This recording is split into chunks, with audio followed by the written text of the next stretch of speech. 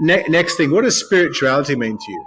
Because I know we spoke very early on today about kind of, consciousness, awareness, using the term spirituality. Like, how does that play? Like, what does that mean to you? And how does that play a significant part of your life on a day-to-day? I think spirituality is, what does that mean to me? When I think about the spirit, I think about the soul. And when I think about the soul, I think about there's an energy or a frequency that we sit in that has a lot of flexibility in it. It has this incredible ability to handle so much and stay calm.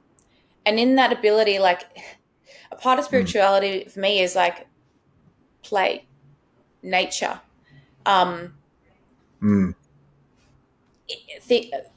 integrity, like connection, like a deep conversation, a conversation that has so much meaning to it, that is about thoughts and creativity and just like salt of the earth kind of feelings, and just almost like it's almost like a euphoric feeling that we create within ourselves, knowing that we are doing the right thing, or we are being around the right people. And it's not this kind of, I feel like some people can take the word spirituality and like take it like it's really extreme end, and it can feel a little bit off to me. It's like, oh, that kind of doesn't make sense.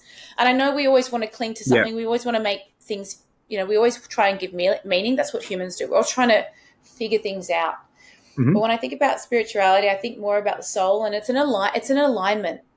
That's what it is. It's an alignment with the being around the right people, giving ourselves the right amount of nurture, but also doing the right amount of work and having the right amount. It's a balance. It's that regulation. It's this flexibility. It's this,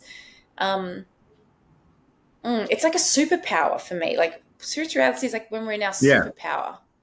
Yeah.